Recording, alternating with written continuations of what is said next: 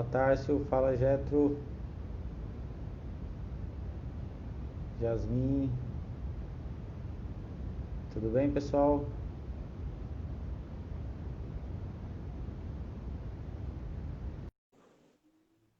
O Rafael tá aí já.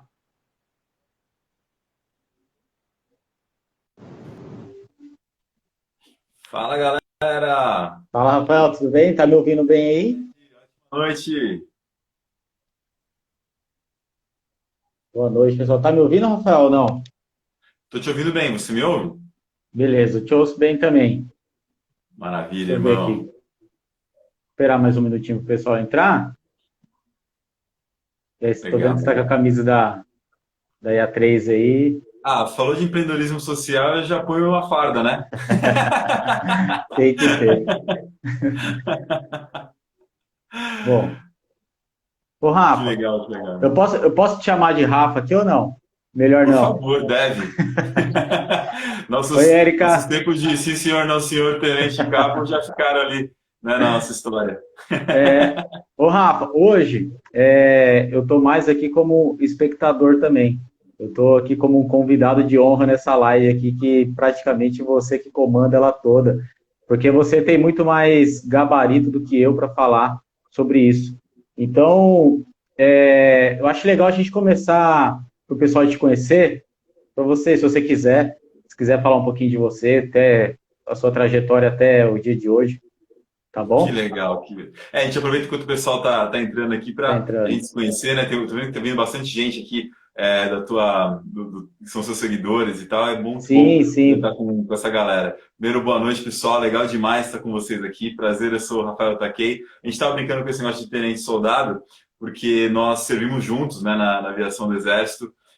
Eu tive a oportunidade, quando ingressei nas Forças Armadas, de fazer um curso que era o curso preparatório de oficiais que me colocava já muito jovem, com 19 anos ali, numa posição de gestão, de gerência, basicamente, né? O Ed conhece bem a hierarquia militar, serviu também, ficou lá com a gente na aviação, e sabe que o oficial do exército, ele entra, né, num patamar que é assim, você tem soldado, cabo, terceiro sargento, segundo sargento, primeiro sargento, subtenente, e você já entra num cargo muito alto, eu acabava tendo que gerenciar pessoas que tinham de exército mais do que eu tinha de idade, né? Uma loucura.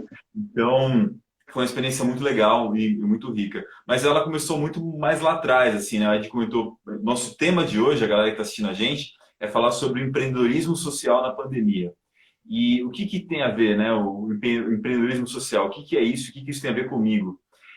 Além do que eu faço hoje, que logo durante a nossa conversa eu vou entender um pouquinho melhor, a minha história profissional, a minha história de propósito e tudo mais, começa com o trabalho social, começa com o voluntariado.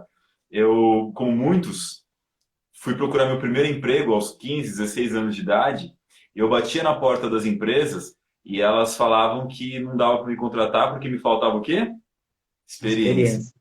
Experiência, né? Tipo, eu passei 6 meses, irmão. 6 meses tentando conseguir uma vaga. E a galera, você não tem experiência. Eu falei, mas nunca vou ter. Se você não deixar eu entrar, o negócio não vai acontecer, né? E aí, um dia eu tava de bobeira lá, né? Com a barriga pra cima, pensando, o que eu vou fazer e tal. Ligou um amigo meu, o Lourenço, um grande amigo meu, ligou e falou assim: Ô Rafa, você tá de bobeira aí, né? Eu falei: Não, tô procurando emprego. Eu falei assim: Ah, fala a verdade, você tá só coçando. Eu falei: Então tá bom, verdade, eu tô só coçando. Eu tava na época assistindo Simpson, lembra que tinha? Eu Lembro. passava no SBT à tarde, 1 da tarde, quando eu chegava da escola, eu tava lá deitado. O meu sofá nessa época ficava parecendo o Santo Sudário. Eu levantava e ele tinha minha forma, assim. Enfim, coisa de adolescência que eu nunca mais experimentei na vida. E aí o Lourenço ligou e falou assim: Rafa, vai ter uma palestra hiper legal, cara, sobre voluntariado. Vamos lá, vamos fazer voluntariado? Eu falei, ah, boa, quanto é que ganha? Ele falou, não, burro, é voluntariado, não ganha nada. Eu falei, burro sou eu? Você que vai trabalhar de graça, eu que sou burro? Ele falou, não, faz o seguinte, você não tá fazendo nada, vamos lá assistir, vamos lá participar dessa palestra, vai ser legal. Aí eu fui lá, né? Fui lá assistir a palestra e realmente foi incrível. Na época, quem ministrava essa palestra era uma ONG lá de São Paulo, chamada Centro de Voluntariado de São Paulo. E, meu, os palestrantes eram todos voluntários, assim, por excelência, né? E ele era uma palestra para te ajudar a entender o que é um trabalho voluntário, era o início, né, do que foi chamado o ano de voluntariado, lá nos anos 2000.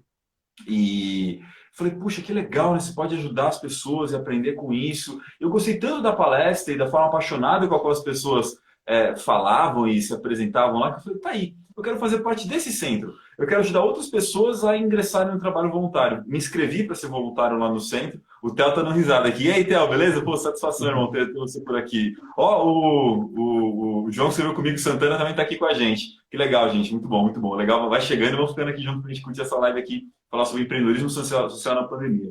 Bom, aí eu tô contando como é que foi essa minha trajetória. Fui lá assistir a palestra incrível e fui participar, me inscrevi para ser voluntário. Aí nas opções que tinha, o que coube para mim, eu jovenzinho adolescente naquela época, era ajudar a fazer a recepção da galera que vinha nas palestras. Eu montava a lista de presença, né, Ed?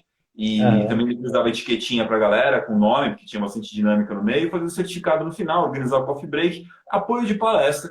E nisso, o que acontece? Já fui ganhando experiência. Experiência, que é aquela coisa de molecão que eu não tinha esse traquejo organizacional, eu fui aprendendo lá pelo trabalho voluntário a me colocar, né, a receber as pessoas, fui amadurecendo. Enfim, olha que loucura. Um mês depois de começar a fazer trabalho voluntário, o que aconteceu? Consegui um trabalho remunerado, né? Então você foi procurar trabalho voluntário para ganhar grana? Engraçado que não foi esse o objetivo, mas é o que acaba acontecendo muitas vezes, porque a gente pensa muito no voluntariado na perspectiva do que nós damos, do que eu vou doar. E quem Sim. começa a fazer e se entregar de verdade a uma causa social, acaba, quando abre essa perspectiva, começa a ver de boa como é que é tudo que você recebe em troca, né? As motivações para fazer o Uhum. voluntariado. Lógico, quero mudar o mundo, e essa sensação vem para a gente que você está mudando o seu mundo, não o planeta, mas o seu mundo que está aqui em volta. Com certeza, dessa sensação. Mas tem muitas outras recompensas. No meu caso, como adolescente, era a questão do desenvolvimento pessoal. De eu amadurecer e, de repente, numa entrevista de emprego, eu já não ficar que nem aquele bicho do mato, todo travado, nervoso, que nunca tinha feito uma entrevista, né? Então, isso tudo foi importante. Agora, a loucura mesmo, foi o dia que os caras viraram para mim e falaram assim: ô, Rafa, você está fazendo, né, apoio de palestra há um tempão, já assistiu uma, duas, 10, sei lá quantas palestras aqui. Você não quer ser palestrante? Bicho, eu tinha 16 anos, né? Eu tremi inteiro, Ed. Eu virei e falei, não, mas papai, o Eu quê, né? imagino. Palestrante?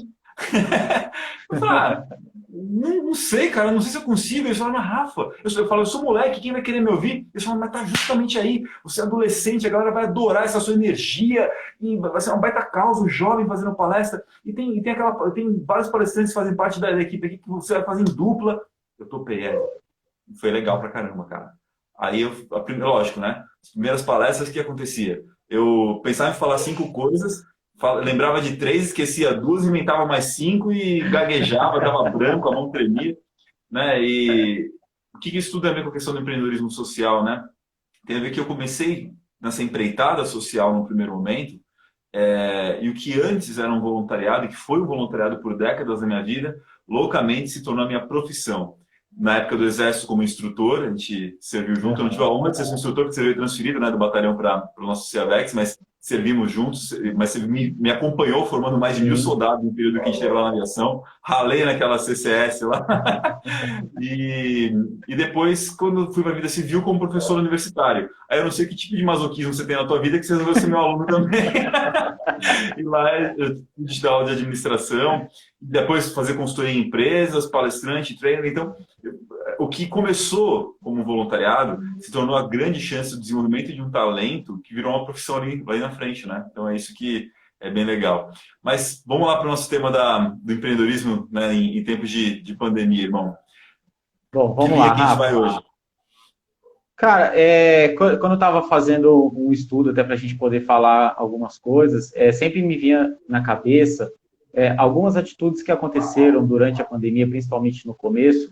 Por exemplo, uma que me chamou bastante atenção até na época, a questão do pessoal ir fazer compras para o pessoal que estava no grupo de risco, toda essa questão que aflorou, né? Com a pandemia, tudo isso ficou aflorado no pessoal. Essa questão de você poder olhar para o próximo, né? E muitas empresas também puderam doar, porque tem a diferença, né, entre o empreendedorismo social e a filantropia. Então, Tem. essa questão do empreendedorismo social, eu acredito, ela vai muito mais assim na questão de mudança do status quo aí do mundo do que de fato fazer ali, olha, minha contribuição é essa e eu vou continuar atrás aqui do meu objetivo. E aí entra assim, né, numa questão de propósito, que é uma palavra que você gosta muito, que é a questão do propósito. Então, a gente pôde perceber, né, o como ficou, vamos dizer assim, palpável a questão de propósito com toda essa questão da pandemia, vamos dizer assim, do repensar o sentido da vida. Então, eu moro em Ubatuba. Então, o pessoal Uhum. que me segue aqui sabe, mas a gente tem seguidores seus aí que talvez não saibam. E eu trabalho com prestação de serviço. Então, nesse período de pandemia, apesar, né, de todos os cuidados que a gente teve, eu atendi muitos clientes que estão vindo de São Paulo, fazendo um home office aqui em Ubatuba, e estão procurando, né, até casas e apartamentos para comprar aqui, porque começaram a ver a coisa diferente, entender que não é só aquilo, entendeu? Então, eu acredito que mudou muito, e vai mudar muito essa questão também do empreendedorismo social, dessa visão que você tem através da empresa, não só para o capital, ou, né, vamos dizer assim, para a empresa, mas também para o social. Olha, vai mudar e está mudando porque existe uma máxima, né, no meio da gestão que a gente fala que as crises aceleram tendências. Já existia uma tendência ao capitalismo consciente e ao empreendedorismo social, que é muito do que você contou Uhum. agora na sua fala. O fato é que com a pandemia isso se acelerou. Acelerou tanto por uma demanda das empresas, a gente viu quantas empresas fizeram doações genuínas, doações que elas não vão ver Uhum. esse dinheiro de volta, né? Porque tem aquela doação que é Sim. para eu faço porque vai ter um esforço de marketing, né? É, Pintar de verde a empresa, né, que a gente chama. Mas a gente vê que foram doações assim, suntuosas, generosas, e fala, poxa, isso aí realmente foi uma iniciativa de crença mesmo daquilo que ela fez. Mas isso acontece não só no âmbito da empresa, mas das pessoas. Você falou, pô, o cara que trabalhava no escritório 24/7 em São Paulo, aquela loucura, nos grandes centros metrópoles, falou que é home office? É de casa? Vou ficar numa casa que faz sentido para mim, eu vou ficar na casa na praia, tá certo? sim. Beleza? E tudo isso muito possível, são tendências. Agora, vale para quem está assistindo a gente, nós deixarmos claro o que é o tal do empreendedorismo social. Você falou, poxa, não é exatamente filantropia, mas não é exatamente aquele negócio agressivo voltado exclusivamente ao lucro, né? É engraçado, tem um conceito que se fala que a gente fala que é o setor 2.5, né? Por que 2.5? Quando fala do empreendedorismo social. Você tem o primeiro setor, que é o governo, e você está como pré-candidato, inclusive a vereador. Eu Uhum. conheço a sua pessoa e sei o quanto você está dedicado a realmente trazer contribuições para o seu município, para as coisas que você acredita. Então, o primeiro setor é o serviço público, seja como eleito, seja como concursado. Então, o Sim. primeiro setor é dinheiro público para necessidades públicas. A gente necessita disso para a estrutura de uma sociedade do tamanho que nós temos. O que é chamado do segundo setor? É o setor das organizações privadas ou as empresas, como a gente conhece. Então, o segundo setor é aquele setor em que eu tenho dinheiro privado para necessidades privadas. Então, quando eu vou comprar um celular como esse que a gente está usando aqui, é dinheiro de alguém que criou uma empresa que faz celulares, que é pago por uma pessoa como eu que compro. Então, é de necessidades privadas, uma empresa privada. Então, esse setor 2.0 que a gente tem aí. O que é o famoso setor 3.0 da economia? O terceiro setor da economia é o setor social, né? O terceiro setor tão famoso. O que é o terceiro setor? É tanto dinheiro privado quanto público dedicado a causas sociais, a Uhum. necessidades que muitas vezes o primeiro e o segundo setor não atendem. Ou porque não é lucrativo para o segundo setor atender essa causa, ou porque, quando a gente olha para o primeiro setor, o governo, ele não consegue abraçar tudo. A gente tem uma visão muito paternalista do governo, uma visão Sim. muito centralizadora de que tem que ter, né, tudo é o prefeito, é o governo, o Estado tem que fornecer o país. Tem uma máxima, né, que durante uma das crises americanas, um presidente falou o seguinte: não pergunte o que os Estados Unidos podem fazer por você, pergunte o que você pode fazer pelos Estados Unidos. Eu não sou nem um pouco americanista, de ficar, né, levantando o braço aqui de gringo, nada disso. Mas a máxima é muito interessante, né? O que você está disposto a fazer pelo seu país? Então, quando a gente olha para o terceiro setor, é isso. Ao invés de eu ficar esperando que o governo faça, atenda todas as minhas vontades e minhas necessidades, é eu entender que e as necessidades da minha comunidade, sou eu mesmo ir lá e fazer as coisas que eu preciso. O terceiro setor, muitas vezes, ele vai acontecer, sim, quando eu vou atender a causas humanitárias e necessidades assistenciais. Por exemplo, a pessoa tem fome, vou dar comida para ela. Beleza. Uhum. Uma pessoa está com frio, fazer uma campanha do agasalho. Você não vai muito além no desenvolvimento humano se você não dá condições mínimas para as pessoas viverem. Mas a evolução do voluntariado e dessa visão social, entrou quando a gente saiu do aspecto exclusivamente assistencial, que tinha todas as suas vantagens, mas uma perigosa desvantagem que é a dependência, né? Você sempre tem que depender de alguém para fazer as coisas por você. Parei para um novo patamar, que a gente chama desse novo voluntariado, não tão novo, já faz 2 décadas que eu falo sobre esse assunto, que é um voluntariado que você está voltado a ajudar a pessoa a transpor a condição de problema. Você vai atacar a causa e não um problema só. Então, assim, a pessoa está com fome, dou comida, não vou deixar ela morrer de fome. Mas o que faz com que essa pessoa não tenha condições de prover o seu próprio sustento?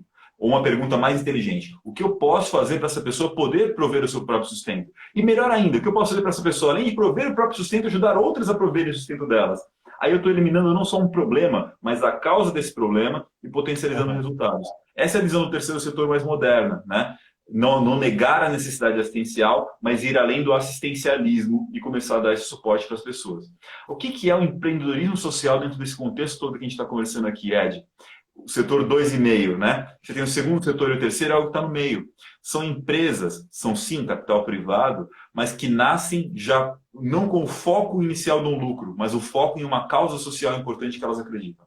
Em fazer uma verdadeira transformação, gerar um verdadeiro impacto naquilo que fazem. São empresas sim que têm direito a ter o seu lucro, têm direito sim a ter a sua remuneração, tudo está tudo muito bem previsto, mas esse lucro ele é reinvestido de forma a fazer a causa poder crescer, né? E a necessidade dela poder ser atendida. Dá para ganhar grana com isso? Bom, pergunta pro dono, pro Rony Meister, né? O dono da reserva. Cara, a reserva, quem não conhece, depois dá uma googleada aí, procura sobre a marca de roupas reserva, você vê o tamanho que se tornou essa empresa no ramo do vestuário. E não precisa nem ser os nomes estratosféricos, né? Como o Rony, mas você vê aqui do meu lado, eu moro em São José, né? Aqui do meu lado, em Jacareí, a gente tem a recicladora urbana. O primeiro programa de TV que eu gravei foi com o dono dessa recicladora, o Ronaldo. E qual que é o negócio social dele? Ele percebeu que existia um grande descarte de eletrônicos inadequado. E mesmo a reciclagem desses eletrônicos era muito mal feita, assim, porque eu aproveitava-se plástico, alguns metais mais simples, mas se esquecia que às vezes numa placa-mãe de computador tem ouro. Ouro mesmo, estou falando, é ouro, só que quantidade ínfima. Só que as empresas não tinham condições, as recicladoras em geral, de conseguir fazer os processos para conseguir separar esse material, né, e chegar até o ouro, cobre, níquel, sei lá, todos esses metais nobres. O que é a recicladora urbana como negócio social? A missão dela é evitar o desperdício desses metais preciosos, escassos e que logo farão falta para a nossa evolução tecnológica e humana. Essa é a verdadeira missão dela. Gera lucro? Imenso. Pensa quantas empresas não ficam com seus computadores obsoletos e precisam jogar fora. Não pode jogar fora porque tem leis contra isso, né? Que é a questão da logística reversa. E elas às vezes têm que pagar alguém para levar esse lixo embora. O que a recicladora urbana faz? Pega esse lixo. E esse lixo vira uma riqueza gigantesca. Entendeu? A ideia do negócio social, ele tem uma causa por trás. Existem vários movimentos fomentando a ideia do negócio social, do empreendedorismo social. A gente vai ter o movimento das empresas B, a gente vai ter o movimento do capitalismo consciente, que o Rony, eu falei da reserva, inclusive é o presidente desse movimento do capitalismo consciente no Brasil. Então, tem uma série de pessoas que não vieram do nada querendo abraçar a árvore e falar, que bonito, vamos ser paz e amor e vamos ser legal. Não, é uma galera que falou, meu, dá para fazer, ter uma vida muito digna, ganhar bem, fazer um negócio ir para frente e prosperar de uma forma que a gente gere um impacto positivo no nosso mundo. Essa é a grande sacada. É o tamanho do impacto positivo que você gera com o negócio que você faz. E a forma como você enxerga algo que a gente chama de stakeholders, os participantes, as pessoas interessadas no seu negócio. Quando a gente fala do negócio 2.0, a gente tem uma visão chamada stockholder, ou seja, a visão para o acionista. Stock, no inglês, é as ações da empresa. Então, os proprietários e acionistas. A empresa é toda voltada para os donos. Quando a gente fala para a empresa do capitalismo consciente, ela é voltada para o stakeholder, que são todas as partes interessadas. Colaboradores, clientes, fornecedores, até mesmo concorrentes. Eu tenho uma concorrência leal em que eu posso criar mais um clima de colaboração, de competição. Dá para fazer isso? Na nossa conversa de hoje, a gente bate um pouco mais de papo sobre isso. O que você me diz, Ed? O que você vê de colaboração acontecendo no ambiente seu de trabalho empresarial hoje em dia, aí em Ubatuba? Olha, Rafa, isso daí foi até um tabu, vamos dizer assim, que eu tive que quebrar quando eu tive que voltar para Ubatuba. Então, eu morava no Vale e o pessoal me chamava de louco. Poxa vida, você vai voltar para Ubatuba, vai retroceder. E aí isso daí ficou mais visível quando eu disse, não, eu vou abrir a minha empresa e vou trabalhar por conta. Eu trabalho na prestação de serviço na área de construção civil, que é um mercado muito grande aqui em Ubatuba. Então, só que eu não tinha experiência na área, tinha experiência, eu trabalhei em construtora, mas eu tinha experiência administrativa, não a prática. Então, eu tive que aprender a fazer isso daí. Então, isso daí eu mudei e eu vejo como uma missão assim minha, pessoal, estando na área profissional, de tentar mudar esse ponto de vista em Ubatuba. Então, assim, eu não vejo os meus concorrentes, por exemplo, como concorrentes, porque vira e mexe eu preciso deles. Então, eu trato eles sempre como parceiros. Então, eu tenho vários concorrentes que me indicam. E eu tenho vários, né, colaboradores aí que eu indico também. Então, o cliente me pergunta, me pede algum serviço, fala assim, olha, esse daqui eu não vou prestar para você, apesar de eu saber e eu poder fazer, eu não vou fazer, mas tem essa pessoa aqui que vai fazer. Isso daí, quando eu ingressei no ramo, era um absurdo. Eu falei assim, Pensável, né? não, o cara ele tem que fazer tudo. Ele não pode, se ele não indicar, ele pelo menos ele não fala. Ele fala assim, não, isso aí eu não faço. E não indica ninguém.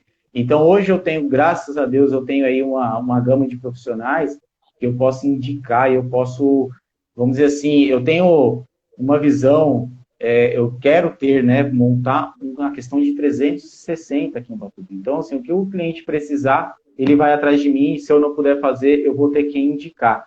Então, isso daí, para mim, foi uma quebra de tabu imensa aqui na cidade de Batuba. Ainda tem gente que fala, não, isso daí é impossível, isso daí não vai acontecer. Então, Isso aí é eu porque ele é entendo. candidato, ele tá querendo agradar a galera. Não, não é só por isso. Claro que não. A candidatura é uma outra São outros questão 500, eu ainda tô social brincando. também. Mas O pessoal desconfia. isso daí sim, Rafa, eu vi assim como um propósito meu profissional aqui dentro da cidade de Ubatuba também, de poder mudar isso daí, de poder, sei lá, quem sabe quando tiver mais estruturado, poder dar cursos, dar profissionalizantes, ajudar a mão de obra a se qualificar aqui em Ubatuba, que a gente tem essa limitação geográfica, que até mesmo eu, por exemplo, eu quero fazer um curso, eu tenho que ir para São José, pagar pousada, passar o fim de semana, ou então vai para São Paulo, passa a semana. Eu não tenho essa opção aqui em Ubatuba. Então, Sim. isso daí, como eu falei, eu vi como um propósito, né? Então, isso daí gera e agrega muito aqui em Ubatuba também. Então, eu vejo a minha visão de empresa como muito diferente aqui no mercado em Ubatuba, e não é à toa que a gente, cada ano que passa, a gente consegue crescer mais aqui na cidade. E vamos entender essa lógica? O pessoal, primeiramente, pensa, mas peraí, se eu indicar o Ed, se eu falar para alguém no ramo da construção civil pegar o serviço dele, eu estou perdendo um cliente, e aí, né, ele vai se fortalecer, eu vou me enfraquecer. Essa é a visão clássica quando a gente fala Aham. do segundo setor, voltado só para o proprietário, para a minha necessidade de lucro imediato e tal. Mas pensando no próprio lucro mesmo, na própria receita do empreendedor, olha só, o autônomo, cara, é uma pessoa que não tem estabilidade de salário. Ainda mais na região que você atua, é uma Aham. região de muita sazonalidade, né? Ou seja, tem momento em que você está com um serviço que você não aguenta, você não consegue dar conta, e tem momentos que você fica lá falando, cara, eu preciso de um serviço para poder pagar a próxima conta de luz. Então, tem esses picos de altos e baixos. Quando você Aham. tem um clima de exclusiva competição, o que acontece? Todo mundo sobrecarregado numa hora, todo mundo passando fome na outra, né? Quando você tem esse clima de indicação mútua, na hora que você sobrecarregou, você vai lá e passa essa demanda para um outro companheiro. O colega vai lá, faz o trabalho dele, faz bem feito e tudo mais, e retribui isso para quando ele já não consegue dar demanda, ou é porque é um serviço que ele não é bom, que ele não faz, ou porque dentro da estrutura que ele tem ainda não dá para atender esse serviço bem feito, ele consegue indicar você. Uhum. Assim a gente consegue minimizar esse efeito de altos e baixos para o empreendedor. Esse é só um exemplo de como o clima colaborativo dentro do ambiente de negócios pode ser extremamente favorável, desde a esfera micro até mesmo quando a gente olha para uma esfera mais macro de grandes empresas, né? Isso Sim. já é uma máxima aí para a gente poder entender a questão do negócio social. Olha aqui, o Pietro está dando um oi para a gente, um monte de gente legal aqui Oi, tá chegando, Pietro. dando um alô para nós aqui na nossa live. Para quem está chegando agora, a gente está conversando aqui sobre empreendedorismo social, né? O que é isso e como é que ele funciona. Bom, acho que aí um próximo ponto da nossa conversa, Ed, é a gente entender, então, o que eu faço se eu já tenho um negócio rolando, como por exemplo, você gosta de construção civil, e eu quero agora ter essa pegada mais. Eu quero entrar nessa onda poderosa aí do capitalismo consciente e dos negócios sociais. O que eu preciso rever, né, da minha mentalidade e do meu negócio? A dica que eu dou, antes de mais nada, é comece pelo porquê. Né? Talvez sua empresa não tenha começado por aí, mas a transformação dela vai começar por aí. Como assim comece pelo porquê? Essa frase é o nome de um livro. Pesquisem no Google depois, conheçam o autor, chama-se Simon Sinek. Comece pelo porquê é um livro que mostra o poder que tem as empresas que, além de explicar o que fazem, né, o serviço que prestam, o produto que oferecem, e além de repente, entenderem somente o como fazem, seus diferenciais, é uma qualidade, é um tipo de serviço, mas que tem claramente o porquê fazem. Então, quando a gente olha para o negócio social como o seu, Ed, o que você diria que é o porquê por trás do serviço que você realiza? E aí a gente está indo muito além só da empresa. Você já começou a falar, pô, Aham. capacitação, né? Qual é o porquê por trás do que você faz profissionalmente? Olha, Rafa, eu acredito que seja realmente pela mudança da mão de obra aqui em Ubatuba.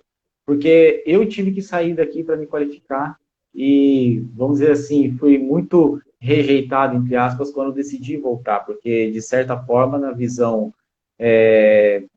tradicional, eu estaria enterrando a graduação que eu tinha acabado de fazer, o plano de carreira que eu poderia ter no Exército, enfim.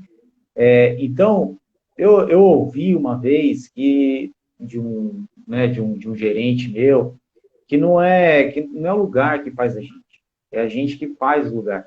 Então, eu tomei aquilo como verdade para mim em determinado momento da minha vida e falei, cara, eu vou ser grande, vou conseguir conquistar os meus objetivos em Ubatuba.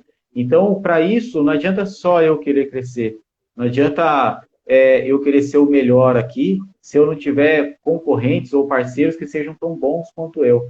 Porque meu cliente não vai ter referência, então a referência dele vai ser sempre baixa. Então, como que eu vou cobrar, vamos dizer assim, como que eu vou cobrar bem por um serviço bom se a referência dele é baixa, né? Então, vamos dizer assim, o meu plano macro é, de alguma forma, a médio e longo prazo, conseguir mudar toda essa realidade profissional que tem aqui em Ubatuba. Porque se eu mudar, né, essa realidade, eu consigo mudar a minha realidade. Uma vez eu ouvi não sei, talvez você conheça aí, mas eu ouvi um ditado, né, um conto do fazendeiro que ele tinha a plantação dele ali e ao lado de várias plantações. E a dele era melhor, mas em determinada época, né, do ano, ele soltava as sementes dele ali no vento. E aí um dia perguntaram para ele, e aí ele falou assim, perguntaram para ele, por que você faz isso? A sua plantação é melhor. Aí ele explicou, ele falou assim, se eu não deixar a plantação dos meus vizinhos tão boa quanto as minhas, o vento pode trazer semente ruim deles para mim, e aí me prejudicar. Que Então, a legal. gente, a gente acaba querendo ajudar, até para se ajudar também. Então, a gente tem que ajudar o próximo também para a gente ter todo esse retorno nosso. Não adianta. É que nem eu falo para meus amigos, eu não quero ficar rico sozinho. Se eu não puder ir na casa de um amigo fazer alguma coisa, fazer um churrasco também, não tem graça. É verdade. A gente vai ficando cada vez mais isolado. Você É, está deixando muito claro uma questão do ambiente que você quer criar. E aí, quando a gente fala sobre essa ideia do porquê, o porquê que te move, o Simon Sinek, por exemplo, tem várias formas de estabelecer o propósito. Uma das linhas que eu sigo, que é muito famosa, é do Ikigai, mas hoje eu vou falar uma um pouco diferente, que é comece pelo porquê do Simon Sinek. Ele diz o seguinte: qual é a sua contribuição, o verbo, o que você faz, e que impacto essa contribuição gera para as pessoas. Né? Qual é a sua contribuição, qual é o talento que você bota em ação, a contribuição que você dá com o porquê você faz e qual é o impacto que gera. Vamos entender junto aqui? Vamos construir junto, Fred, vamos. rapidinho? Qual a contribuição que você crê que você dá quando você sai todo dia da cama para poder fazer o seu trabalho? Olha, Rafa, eu acredito que essa mudança, por exemplo, a pontualidade, a responsabilidade com o serviço de começou, tem que terminar, não importa o que aconteça, a transparência com o cliente, falei, olha, isso vai acontecer dessa forma, se não fizer assim, vai acontecer isso, e aí a gente vai mudando aos poucos, né? Como eu disse aqui, o parâmetro. Então, o cliente ele começa a ter um parâmetro do que é ser um pouco mais profissional do que ele já tinha antes aqui na cidade de Batuba. Maravilha. E você também trouxe para nós na sua fala que uma das contribuições que você faz é o colaborar. Colaborar tanto com o seu cliente, que precisa do seu serviço, mas colaborar com os seus fornecedores e colaborar também até mesmo com seus concorrentes. Então, olha só, colaborar com responsabilidade, com pontualidade, essas são suas contribuições. Para quê? Para qual impacto? Que impacto que gera você agir da forma como você age, colaborativa e com todos esses valores que você traz? A médio e longo prazo, eu acredito que seja a transformação realmente, a mudança da forma de pensar dos próprios profissionais da cidade. Vamos dizer assim, me tornar uma referência de como deve ser feito uma prestação de serviço, por exemplo, aqui na cidade de Ubatuba. Algo que eu aprendi tanto no quartel quanto no Vale, né? E que é uma mentalidade totalmente diferente daqui de Ubatuba. E a gente tem um problema com isso também, que vem muita mão de obra de fora justamente por isso. Porque a mão de obra aqui de Ubatuba, muitas vezes, ela não é capacitada, ela não tem essa responsabilidade. Então, já me perguntaram até, por exemplo, se eu morava realmente em Ubatuba, se eu nasci aqui em Ubatuba, porque eu não tenho, assim, o perfil de quem nasce aqui. E isso é muito triste para mim, que sou daqui, ouvir isso. Insulta, né? Você fala assim, como assim? Tá falando mal do Caiçara? Tem orgulho de ser Caiçara? Como você fala isso? Exatamente. Então, eu acredito que eu posso sim, cara, através da minha empresa, mudar isso daí. Não de hoje para amanhã, mas hoje, esse mês passado, eu fiz 7 anos que eu estou com ela aberta. Então, eu pretendo ter alguns objetivos aí a longo prazo, que já está a médio, que daqui a pouco é curto, a serem atingidos, entendeu? Para poder, de fato, entrar e mudar, e não estou falando de política, mas entrar e mudar essa realidade que a gente tem aqui. Vamos lá, então, sintetizar esse porquê? Olha só, do que a gente conversou aqui, colaborar de forma responsável, pontual, e você coloca todos os valores que são importantes para você, para transformar o cenário profissional e a mentalidade de Ubatuba. Mentalidade profissional de Ubatuba. Então, veja só que você tem um porquê muito forte. Quando você tem esse porquê, o que e o como você faz podem se transformar, mas a essência se mantém. Hoje você está com a empresa no ramo de construção civil. Mais tarde você pode fundar uma escola de formação de profissionais da área do ramo da construção. Você continua fazendo isso. Depois você pode, como você está se candidatando, por exemplo, e atuar no ramo público, e ainda isso não impede de você continuar com a sua empresa, mas o ramo público, mais uma vez, fomentando a visão de que nós precisamos ser uma cidade com uma outra mentalidade profissional, uma mentalidade que a gente tem orgulho de estar aqui, que a gente colabora um com o outro, já que os recursos são tão escassos. E não importa onde e o que você esteja fazendo, o porquê é muito mais forte. E é isso que a gente fala para as empresas do capitalismo consciente, as empresas que querem migrar para o capitalismo consciente. Qual é o porquê? Qual é a causa essencial que você busca atender? Vou dar outro exemplo bem prático aqui. Eu tenho um grande amigo, que ele é um dos sócios da Docar, uma empresa de veículos, né? Os sócios são o Douglas e o Douglas, o Gerson e a Karen. E aí eu tive a oportunidade de entrevistar o Douglas e eu perguntei, cara, qual é o propósito dessa concessionária da Volkswagen aqui em Pindamonhangaba? Eles que são uma referência em concessionária, porque quando você olha para o negócio deles, eles têm um prêmio chamado Golden Pin. É só para as melhores concessionárias do mundo, em termos de vendas, qualidade, serviço, um monte de critério nível Volkswagen alemã, e os caras têm esse Golden Pin. Em Pindamonhangaba, só lembra? Pindamonhangaba, como é que esses caras conseguiram isso aqui? Aí ele falou o seguinte, olha, Rafa, com certeza tem uma visão diferenciada lá, né? Aí eles falaram, olha, Rafa, o negócio é o seguinte, muito tempo a gente se prendeu à missão de vender carros, mas o nosso propósito vai muito além disso. A gente dá mobilidade para o propósito das pessoas. Vender carros é um o que eu faço hoje. Mas, inclusive, a gente percebe que está fadado à obsolescência, porque os jovens cada vez menos querem comprar carros. Com o movimento do Uber, das bicicletas, disso, daquilo, as pessoas alugam e se transportam de outras formas. Os jovens não têm mais a maior parte, a pilha de comprar um carro. Eu falei, então o negócio é o seguinte, vender carro é uma das manifestações hoje desse propósito maior. Mas eu posso alugar carros, eu posso entrar em vários ramos de transportes diferentes com esse propósito de dar mobilidade ao propósito das pessoas. Então, quando a gente começa a olhar o porquê do negócio, é você conseguir dar esse salto além. Então, pense, você que tem um negócio, você que atua numa empresa que você acredita que deve ajudar a transpor a visão fechada do capitalismo, só do lucro. O lucro é importante, mas exclusivamente do lucro, que é uma visão de curto prazo. Comece pensando em qual o porquê. Qual a contribuição versus impacto. Contribuição, como médico, por exemplo. Eu dou um remédio. Impacto, para curar as pessoas. Eu sou professor. Contribuição, eu educo, eu ensino. Impacto, transformam vidas e carreiras. qual é a contribuição, qual é o impacto do seu negócio. Com essa contribuição e impacto, com esse porquê muito claro, você vai começar a ter uma visão de propósito. O livro de Capitalismo Consciente, né, um livro internacionalmente famoso, chamado Capitalismo Consciente, que vocês podem pesquisar para conhecer um pouco mais a fundo, ele prescreve 4 esferas que são importantes para você ter um negócio social de alto impacto e que seja sustentável. Porque às vezes a gente tem ideias muito bonitas, muito emocionantes, mas que na prática depois eles falem porque não conseguem ter lucro, que é uma decência do negócio poder acontecer. Eu tenho sim uma causa social, mas eu preciso ter algo que alimente essa causa, que é o lucro, né? Então, o que o negócio social precisa ter? Um propósito maior, a gente conversou sobre isso, esse porquê que movimenta todo o seu negócio. Segunda esfera, orientação para stakeholders. A gente falou sobre isso um pouquinho mais cedo. Para quem chegou agora com a gente, o que é o stakeholder? São todas as partes interessadas. Por muito tempo, os negócios estiveram voltados exclusivamente para os stockholders, para os donos, para os acionistas. Quando eu falo de orientação para stakeholders, é conceber um negócio pensando nos clientes, nos colaboradores, todo mundo que detém uma fatiazinha de interesse no negócio, que impacta o negócio e é impactado por ele, né? E aí gerar um equilíbrio. E gerar esse equilíbrio não é fácil entre os stakeholders, cliente, colaborador, proprietário, fornecedor, concorrente, porque às vezes os interesses eles são conflitantes, né? Por exemplo, o funcionário quer o maior salário possível e o dono quer o maior lucro possível. Quer dizer, não dá para dar maior lucro se eu der todo o resultado do salário dos funcionários, vira mais custo do que resultado. Então eu preciso negociar. Aí que está a gestão de stakeholders. É uma negociação para que seja justo para todo mundo. Ó, a Manu colocou uma fala bem legal aqui para a gente. Ó. Ouvi essa semana de um empresário que primeiro ele precisa focar no lucro, depois ele pensa qual é o propósito do negócio dele.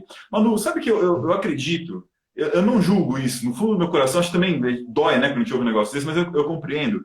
Porque muitas empresas e muitos de nós começam no nível da sobrevivência. E a sobrevivência é isso. É garantir pagar pelo menos as contas. E com baixa competência e na loucura que é fazer o negócio acontecer, garantir que o negócio tenha seu lucro, pague seus funcionários, faça o que ele faz bem feito. E como ele faz bem feito, é uma das bases. Só que para ir além da sobrevivência e eu ganhar uma escala exponencial, eu começar a ter um negócio que vai crescer e que vai ter sustentabilidade e que vai ser uma das empresas famosas como as feitas para durar ou feitas para vencer, como Jim Collins coloca nos seus livros, eu preciso ir além somente da sobrevivência. Eu preciso começar a ter algo que me move, que engaja as pessoas em outro nível. E esse engajamento, a gente está falando não só engajamento de colaboradores, né? Que é o colaborador acreditar na causa do meu negócio. Mas um propósito muito claro engaja não só colaboradores, mas clientes, engaja fornecedores que vão falar, poxa, na hora que eu tenho duas pessoas a fornecer, para quem que eu vou fazer esse fornecimento funcionar? Engaja, enfim, é uma visão diferente de negócio que aumenta a perspectiva de engajamento, de entusiasmo e a capacidade exponencial de crescimento do seu negócio. Então vamos lá? Propósito é a primeira esfera do capitalismo consciente, orientação para stakeholders, atender a todas as partes envolvidas e ser coerente entre o porquê você faz e o como você faz com esses stakeholders. A segunda é uma liderança consciente. Eu não vou conseguir fazer meu negócio funcionar se cada um daqueles que lidera o meu negócio, quando é pequeno, como o negócio do Ed, né, que está crescendo nesses últimos 7 anos, a liderança sou eu e às vezes mais um ou dois, mas assim, quem está comigo no negócio, aquela pessoa, minha primeira e minha segunda linha, tem que acreditar muito naquilo e ser muito coerente nas suas atitudes, para com isso eu criar uma cultura consciente. A cultura é aquela sensação de aqui nós fazemos assim. Tá? Então, por exemplo, a galera passa a bola, né, paga propina para conseguir fazer o negócio. Não, aqui a gente não faz assim. Eu não acredito nesse caminho. Entendeu? Eu acho que isso não é. Mas eu ganhar lucro no curto prazo. Sim, mas eu vou ser autuado no longo prazo e isso não vai fazer bem para mim. Isso acontece não só na pequena esfera, mas a gente está vendo o Odebrecht indo para o ralo com isso. A gente está vendo uma família Odebrecht, mais do que um negócio Odebrecht. Entendam isso. Marcelo Odebrecht não fala com o pai. Vocês têm noção disso? Um filho que se sente revoltado porque ele foi sacrificado em nome de um negócio. Em nome de um negócio que se corrompeu.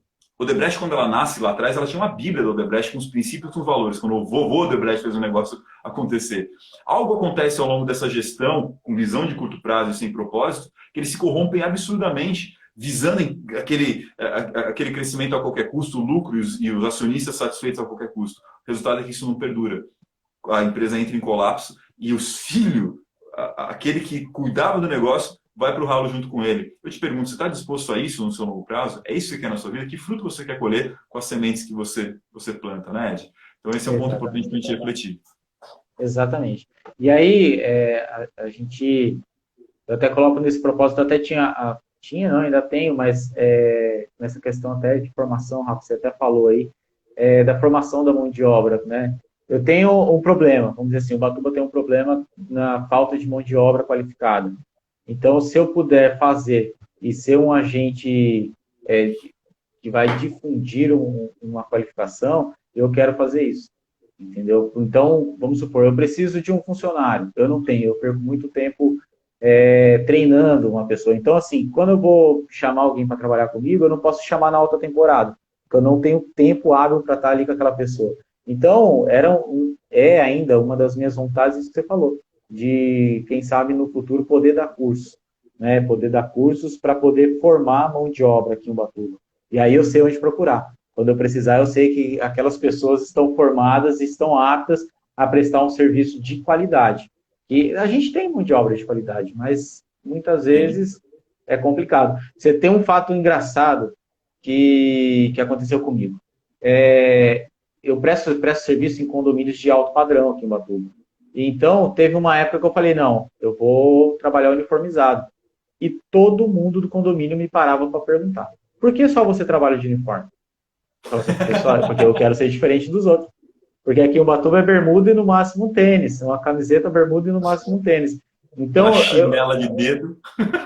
eu achei aquilo um absurdo. Você, como assim? Eu que sou diferente por estar uniformizado, eu que estou padronizado, sou diferente dos outros que não são padronizados. Então, isso tudo Meteu a farda, a acontece galera aqui. assustou. Então, isso tudo acontece aqui. E é triste ver. Porque eu, vamos dizer assim, passei uma temporada boa no Vale, então a realidade era outra. Então, você trabalhar ali uniformizado, é o normal. É o Ninguém. mínimo. E quando eu achava engraçado, quando eu morava em Taubaté, que muitas vezes eu ia no centro de sábado, alguma coisa, que eu ia de bermuda e chinelo, todo mundo me olhava, eu falava, gente, eu sou de Batuba, é normal.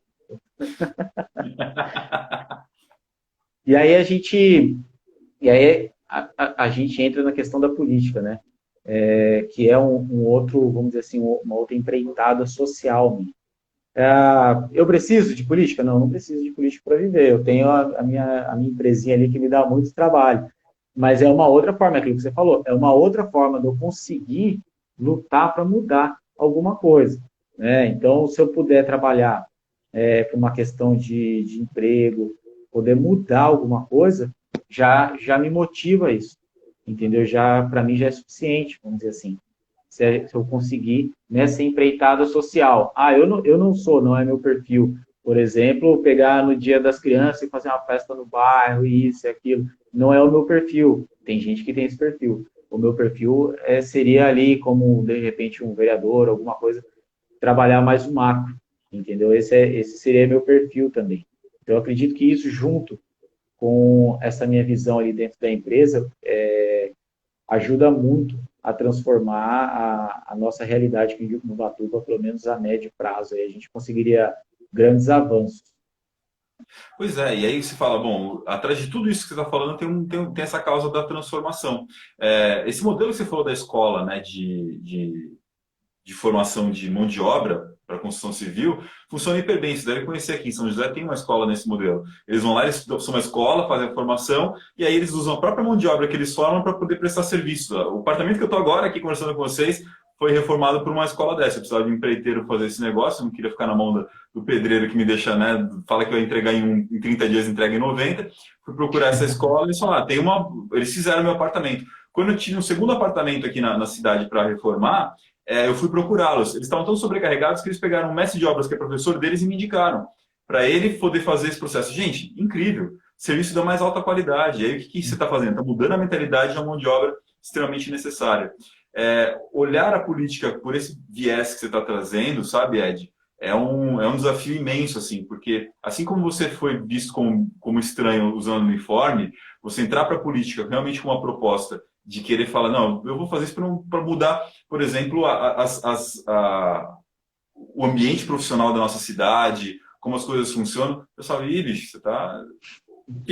Ou a pessoa fica desconfiada, né, ou ela leva um tempo até poder entender realmente É. essa proposta que você está trazendo, né, irmão? É um desafio muito grande, mas é necessário. Vale um compartilhamento com a galera, para quem não conhece, de um conceito que é chamado Alegoria da Caverna. Você ouviu falar, Ed, da Alegoria da Caverna? Já.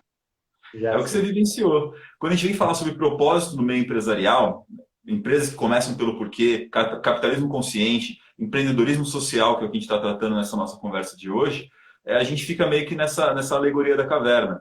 Para quem não conhece essa história, só de uma maneira muito simples, Platão escreveu essa alegoria que dizia o seguinte, que existiam homens que eram aprisionados, humanos, né? Homens e mulheres, mas que eram aprisionados numa caverna pelo pescoço, né? Então, de costas para a entrada. Então, tudo que eles viram, desde que nasceram até o estado que cresceram, eram as sombras projetadas na parede. Então, como eles não conseguiam olhar para a entrada, a luz entrava na caverna, eles viam os animaizinhos passando, as árvores, tudo eram sombras na vida deles. Então, isso era o que eles conseguiam enxergar em suas vidas. Eis que um dia um desses homens consegue se libertar. E quando ele sai, imagina a surpresa dele quando ele viu um mundo colorido, tridimensional, com cheiros, sabores, coisas que eram inacreditáveis. Bom, ele ficou tão empolgado, tão feliz quando ele viu essa possibilidade, assim como o Ed, né? Ele sai da caverna, sai de Batuba, vai para o vale, experimenta uma formação militar, faz uma formação universitária e começa a ver o mundo com outra perspectiva, outras possibilidades e fala, cara, eu preciso voltar. Ó, o Cristiano falando com essa história, eu trabalhei com ele esses dias. Que legal, gente, que legal o pessoal que está comentando aqui com a gente. O cara ele fala, eu preciso voltar, eu preciso contar para a galera, eu preciso mudar essa realidade que estava lá, né? Os caras não podem ficar olhando para a parede daquele jeito. Só que um detalhe perigoso aconteceu, né? Quando ele volta, essas pessoas que cresceram na caverna eram alimentadas por outras pessoas, né? E eles olham para ele e falam, você está magro, o que aconteceu com você? Não, é meio difícil, a gente tem que correr atrás da própria comida lá, né, e tal. Mas, cara, aqui eu tenho comida. Não, mas vamos lá, vocês precisam ir, o mundo é outro, vocês são escravos, estão presos. Eu vou soltar vocês. Quando vai soltar, bicho, o que você acha que os caras fazem? Ficam felizes? Não, enche ele de porrada, mata ele na porrada, tá? E essa reação estranha que as pessoas têm. Você tem um baque quando você vai transformar uma realidade, quando você vai tirar a galera dessa Matrix, de falar, meu, uma causa por trás daquilo que você faz é extremamente poderosa. E aí, óbvio, né, essa alegoria ela acaba nesse ponto, mostrando que as pessoas resistem àquilo que elas não conhecem e as crenças das pessoas se protegem. Agora, o convite que a gente faz com essa live que a gente está tendo aqui, você que atua numa empresa, você que tem o seu negócio, reflita sobre essa alegoria da caverna. Imagine a possibilidade de sair um pouco dessa caverna, da mera sobrevivência, para você começar a criar alto impacto no que você faz.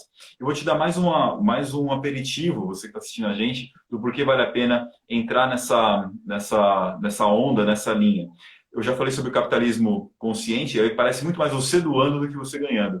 Mas vou trazer outro cara aqui bem interessante para falar sobre a questão do poder do propósito nas empresas, que é um cara chamado Salim Ismail. O Salim Ismail ele criou a Singularity University, uma universidade que é uma referência internacional em inovação e empreendedorismo, e ele escreveu um livro chamado Organizações Exponenciais. Galera, se vocês ficaram com a dúvida do que faz uma empresa crescer, não 2%, 3% ao mês, ao ano, sei lá, mas uma empresa que cresce 50%, 100%, nasce em 2, 3, 4, 5 anos, ela vale milhões, bilhões. Caramba, o que acontece que faz essas empresas darem esse boom exponencial de uma hora para outra, né? Esse livro do Moio veio para explicar isso, baseado em uma grande experiência, um estudo acadêmico importante que ele fez, chamado Organizações Exponenciais. Organização que cresce em escala exponencial, para quem é da área de exatos vai saber do que eu estou falando. É 2 elevado a 2, né? Elevado ao quadrado. Crescer em escala exponencial são 11 fatores, não vou me estender aqui, né, foi a pegada dessa live, mas são 5 fatores externos, que ele põe a sigla de IDEAS, e 5 fatores externos chamado Scale. Procure por organizações exponenciais e você vai saber exatamente do que eu estou falando. São 5 de cada lado, mas o 11º, que capitania toda essa transformação empresarial, é um propósito transformador massivo. É você chegar numa região ou em um mercado e ter um propósito que transforma a lógica desse mercado. Quando o Ed fala para a gente que ele quer mudar a mentalidade, é isso que a gente está falando, é um propósito transformador massivo. Eu quero transformar massivamente a mentalidade do povo e do trabalhador de Ubatuba que precisa hoje, aquele cara que tem gás como o Ed tem, ele não consegue se realizar naquele espaço hoje, é muito difícil. A grande massa tem que sair. Aquele moleque que quer fazer acontecer, ele tem que ir para outro lugar. Ele não quer mais que isso aconteça. O propósito transformador massivo dele é fazer com que aquela região consiga se transformar. Fala, poxa, isso aqui vai se transformar. E uma outra Ubatuba a partir de agora. É um propósito transformador massivo. Olha, a gente tem um comentário bem legal aqui, ó, da Manu. Sensacional. A mudança incomoda, né? Todo mundo está disposto a encarar as dores e os sabores que a mudança proporciona. Dá trabalho, né? Muito trabalho. Bastante. Crescer crescer dói pra caramba. Insistir nesse crescimento, insistir na alegoria da caverna e, principalmente, saber ser generoso com as pessoas e ter compaixão com as pessoas que estão na caverna. O nosso personagem ele foi espancado até a morte porque ele não soube fazer esse canal que na jornada do herói a gente chama de ser senhor de dois mundos. Ou seja, você foi para um novo mundo, aprendeu uma coisa nova, se transformou numa nova pessoa, descobriu coisas interessantes e quando você volta, não adianta querer impor a sua verdade. Se você entender a realidade local e conquistar aos poucos na linguagem das pessoas a visão delas dessa nova realidade e fazê-las perceberem o poder dessa realidade. Então, o que o Ed está fazendo aos pouquinhos com seus concorrentes, né, Ed? Ao invés de ser agressivo e falar, cara, vocês são babaca, vocês não sabem o que estão fazendo, esses concorrentes, não, poxa, cara, eu indico você, não precisa me indicar. Cara, você me indicou por quê? Porque eu sei que você faz um bom trabalho. Mas você está perdendo o trabalho. Não, eu não consigo tocar esse, ou não é minha especialidade, faz você. Um dia, se você vê uma coisa que eu faço, eu sou bom nisso, se quiser me indicar, tudo bem, mas não tem obrigação nenhuma. Faz isso por 2, faz isso por 3. As suas ações falam mais do que as suas palavras, né? E a transformação começa a acontecer. Você tem um porquê, mas o seu porquê só é poderoso quando ele é consistente com o que e o como você faz. Quando essas 3 coisas se alinham, é o que o Simon Sinek fala no seu livro Golden Circle, que é o que o Simon Sinek, no seu livro começa pelo porquê, que você ativou seu Golden Circle, seu círculo dourado. Você tem um porquê claro, como você faz esse porquê muito bem estabelecido, valores muito claros, regras bem estabelecidas e princípios, e o que você faz fala por você. Não precisa você falar, as pessoas passam a ver pelas suas atitudes, né, Ed? Como é que você vê isso acontecendo no dia a dia de outras pessoas? Tem mais gente transformando o Ubatuba além de você, né, Ed? Conta um pouquinho sobre a realidade que você está enfrentando aí. Tem sim, e principalmente né, nesses tempos que a gente vive. E o Ubatuba é impressionante, mas eu falei disso com um amigo, estava falando disso com um amigo esses dias. A gente tem um capital muito precioso aqui no Ubatuba, capital humano. Temos pessoas de vários talentos, temos lutadores aí que já tiveram no UFC, temos jogadores de futebol profissional, surfistas profissionais, e é isso que você falou. A gente tem muita gente aqui de Ubatuba que, para poder crescer, ele tem que sair, né? Ele tem que ir embora. E aí, a gente volta no tema inicial, né? No questão da pandemia. Essas pessoas não queriam estar aqui em casa, muitas vezes cercado da família, provavelmente. Então, aqui em Ubatuba, por exemplo, um dos casos atuais aí mais famosos, a gente tem o Felipe Toledo, está aí, né, entre os primeiros do mundo. E ele tem também, abriu aqui, ele fez campeonato aqui em Ubatuba. Então, a gente tem muitas pessoas que conseguem ir para fora aqui em Ubatuba, que vivenciam essa realidade diferente e que conseguem voltar para Ubatuba para poder fazer um projeto social, para poder dar uma aula gratuita, para poder fazer diversas coisas aqui. Mas é muito difícil, porque aqui em Ubatuba a gente ainda tem a questão da sobrevivência, né? Então, profissional. Então, a pessoa, para ela conseguir voltar e, vamos dizer assim, viver apenas do propósito dela aqui em Ubatuba, ela tem que voltar bem financeiramente, porque senão ela não vai conseguir viver só do propósito aqui. Então, se a gente conseguir, né, se a gente conseguir a médio prazo, a gente poder mudar essa realidade, cara, que alegria poder morar na cidade mais bonita do país e ainda poder crescer profissionalmente aqui também.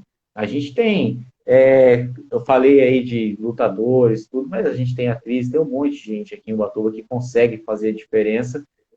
Só que muitas vezes a gente não sabe também que está aqui. Muitas vezes a própria população de Ubatuba não sabe que essas pessoas estão aqui, né? E é porque tem pessoas grandes que fazem diferença em outras cidades. E aí, quando você fala, nossa, aquela pessoa é de Ubatuba, se a pessoa fala, nossa, é verdade, não sabia. Entendeu? Acontece isso muito. Acontece muito isso daí. Olha, então, um consenso que a gente pode chegar depois de toda essa conversa que a gente teve sobre empreendedorismo social, a Luísa está comentando aqui, a imprensa não funciona, né? Ou seja, a imprensa, ao invés de enaltecer as coisas boas, que tem as pessoas que estão fazendo a diferença, muitas vezes está voltada a falar das pessoas que estão falhando, errando e criticando, né? A imprensa crítica e não uma imprensa que enaltece o que tem de bom. Isso é verdade, realmente, Luísa, tem esse viés muito forte. É só ligar agora e você vê a quantidade de problemas que a imprensa vai jogar na tua cara, ao invés de mostrar coisas legais que estão acontecendo. É preciso divulgação, com certeza. Olha, um conceito que a gente pode chegar depois dessa nossa conversa como um todo é que o empreendedorismo social não significa necessariamente caridade. Caridade é uma das vertentes de você empreender socialmente. Empreender socialmente é olhar para a sua sociedade e olhar as necessidades. Que necessidades existem que eu posso atender? E atender buscando, fazendo de uma forma diferenciada.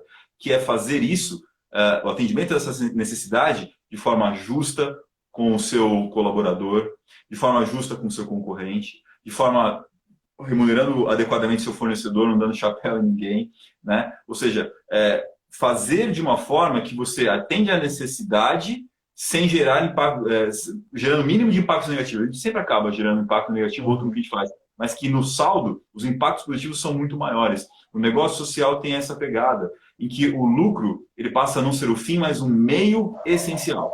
É um meio importantíssimo. Como ter colaboradores é essencial, ter pessoas capacidades é essencial, fornecedores são essenciais, o lucro também é essencial. Mas quando você coloca o lucro como meio, você ganha, e sabe fazer isso bem feito, você ganha uma visão de longo prazo.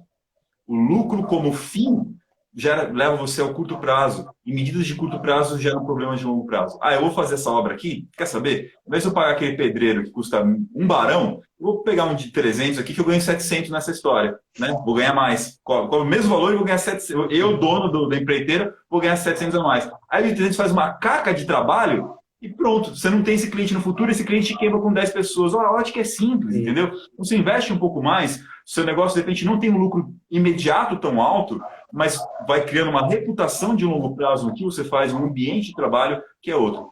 Pense na sua realidade, você que está assistindo a gente aqui na nossa live, que tipo de impacto social você pode causar, que tipo de transformação você pode causar. E se você precisar de ajuda para entender qual é o seu porquê, eu estou à disposição. Né? Esse é um workshop que hoje eu conduzo com empresas, com pessoas também. É um trabalho que eu faço para indivíduos, para pessoas que estão com dificuldade com essa transformação caótica, né, que foi a pandemia, para pessoas que estão falando, cara, o que eu estou fazendo hoje? Para que eu saio para trabalhar todo dia? Por que eu acordo? Vocês estão com dificuldade de entender isso. E depois de entender isso, para colocar isso na prática e viver com excelência, eu estou disponível para pessoas. Também estou disponível para empresas. Empresas que já existem e que por muito tempo simplesmente sobreviveram no dia a dia e querem sair da sobrevivência para entrar no nível de alto impacto e crescimento exponencial, eu estou disponível para também ajudar no workshop para a compreensão do propósito. E sempre para o voluntariado, né? Ed, eu queria deixar um recado para a galera que está assistindo a gente, uma dica importante aí, ó. Se você quer saber um negócio de alto impacto que está acontecendo aqui no nosso Vale, procura Instituto IA3, uma ONG do qual eu sou voluntário, hoje sou vice-presidente como voluntário, que apoia mais de 500 jovens de comunidades carentes de Pinda a transpor essa realidade que o Ed trouxe para a gente. Hoje o IA3 faz isso, né, aqui no nosso Vale do Paraíba. Hoje, anualmente, são 500 jovens, foram milhares ao longo da nossa história, temos uma década de história. O Instituto IA3 está aqui para ajudar pessoas, jovens de comunidade carente, a terem boas oportunidades. Instituto IA3, tá? IA3. A gente vai lá e o que a gente faz é basicamente gerar boas oportunidades para dar perspectiva. Existe uma máxima muito errônea na visão das pessoas de que o jovem de comunidade carente não tem boas oportunidades, não tem oportunidades. O jovem não tem oportunidade. Mentira, ele tem oportunidades horríveis. Né? É só você ir no bairro aí nos bairros mais carentes de Ubatuba, tem oportunidades para o tráfico, tem oportunidade para prostituição, tem oportunidade para... enfim, péssimas oportunidades estão aí. Né? O ócio, uma oportunidade bem ruim também para o jovem. Agora, o IA3 vem para girar... IA3, isso mesmo, Luísa, Instituto IA3. Escreve lá, ia3.org.br, você vai conhecer o nosso trabalho. O IA3 ele gera boas oportunidades para que esse jovem cresça. O que já aconteceu nessa década? Jovens que um dia entraram como aprendizes, que é um dos projetos que a gente tem na IA3 na empresa, hoje já são contratados e contratam os próximos aprendizes. Esse jovem ele está numa boa perspectiva para outros. Eles falam, eu não preciso ficar andando com esse bando de delinquente. Olha aquele ali. Ele ganhou menos no curto prazo. É engraçado, né? A visão de longo prazo ela é menos lucrativa no curto, normalmente. Nem sempre, mas é uma realidade. Ele ganhou um pouquinho como aprendiz. Ele ganhava bem menos do que o Zezinho, o traficante lá da biqueira, que andava de moto e arrasava com as menininhas. Mas no longo prazo, esse moleque agora é um executivo, está bem sustentado, enquanto o outro está preso se não foi morto.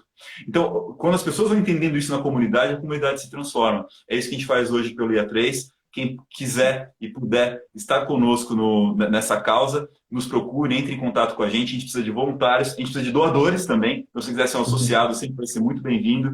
E, enfim, é sempre uma honra estar aqui.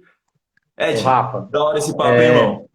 Ô, Rafa, eu só quero deixar um testemunho aqui, porque você lembra da palestra que você veio fazer aqui em Ubatuba? É verdade, sobre Ikigai, né, cara? A gente, muitas vezes as pessoas veem e pensam que a gente é mar de flores. Vai encerrar nossa live? Rafa, obrigado pela parceria e pela atenção que você deu pra gente aqui, tá, cara? Adorei. Obrigado, meu irmão. Obrigado a todo mundo que estava aí com a gente. Quer deixar um último recado aí, Rafa? A gente tem 10 segundos. Ah, maravilha, irmão. Quero sim, quero agradecer. Ubatuba é a cidade do meu coração, eu surfo, amo essa cidade, sou Raul, mas amo de coração, tá certo? E obrigado para todo mundo que teve